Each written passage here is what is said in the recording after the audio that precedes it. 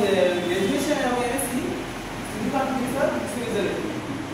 এখন আপাতত আমি স্কুলে কম্পিউটার কলেজে সাবজেক্টে হলো ম্যাথমেটিক্স। আচ্ছা ম্যাথমেটিক্স যখন কলেজে আমরা শুরু বা আরো এখন ম্যাথমেটিক্স সাবজেক্টের উপরে একটা দিয়ে চলা আসলে না দিলে ভালো। যেমন সায়েন্স পড়লে কেউ লোডারা কলেজে থেকে ছাত্র পিএইচডি কোর্স হয় মানে ম্যাথমেটিক্সটা বাদ দিয়ে ডিসটেন্স ক্লিয়ার করবে। আবার কেউ কেউ বায়োসায়েন্সটা দিচ্ছে। ম্যাথমেটিক্সের প্রতি যে ভয় এই ভয়টা কাটিয়ে উঠাতে কি ভূমিকা পালন করে?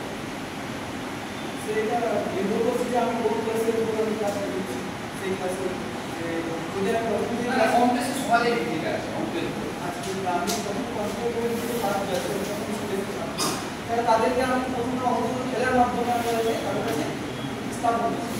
যদি ক্লাস 7-8 স্টুডেন্ট বা ক্লাস 9 স্টুডেন্ট হয় তাহলে তাদেরকে আমি অঙ্কের ছোট ছোট খুবই প্রথম যে জিনিসগুলো বেসিক জিনিসগুলো সেইগুলো দিয়ে তাদেরকে আমি করবো। আর প্রথম দিকে ধারণা থাকে যে অঙ্কে ভুল অঙ্ক অনেক কঠিন কিন্তু ওইটা আমাদেরকে স্পষ্ট তাদের কাছাকাছি দিয়ে দেখাবো যে অঙ্কগুলো কিছু হয় এবং তার প্রকৃতিতে কীভাবে আমরা ব্যবহার করতে পারি। আমাদের সকালে ঘুম থেকে যে বুঝগুলো কীভাবে আমরা অঙ্কের জীবনে দেখতে পারি।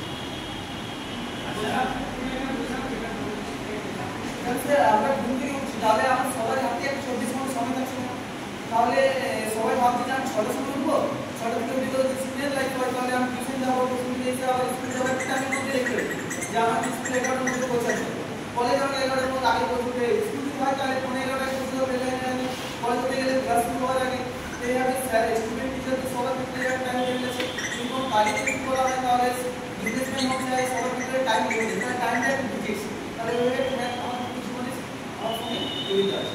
আচ্ছা চাষে কি করে ম্যাথমেটিক্স কোঅর্ডিনেট করবে? চাষের ক্ষেত্রে চাষ তো আমরা একটা ক্ষেত্র নিয়ে করি, তাহলে চাষটা একটা স্কোয়ার হতে পারে তার একটা কি হতে পারে তার ক্ষেত্রে তাহলে ঠিক আছে। আচ্ছা আমি এখন ক্লাসে যাচ্ছি সামান্য ক্লাসে। তোমার স্টুডেন্ট তোমার স্টুডেন্ট বাইরে টিউশন করছে হ্যাঁ এরকম বলে তো তোমার স্টুডেন্ট বাইরে টিউশনে যাবে সবার মধ্যে টিউশনে যাওয়ার ধারণাটা এটা শিক্ষার ক্ষেত্রে আমাদের এটা আমাদের পজিটিভ দিক না নেগেটিভ দিক হয়ে যাচ্ছে?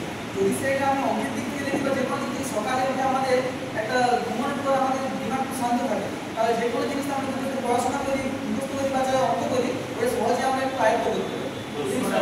না না ওটা হবে এই তুমি নিজে শিক্ষক তুমি শিক্ষকতা করছো ম্যাথস পড়াচ্ছো কিন্তু তোমার কাছে ম্যাথসটা না করে তুমি রবিবার নামটা এসে সেটা না এসে সকালে কি নিয়ে যাচ্ছ?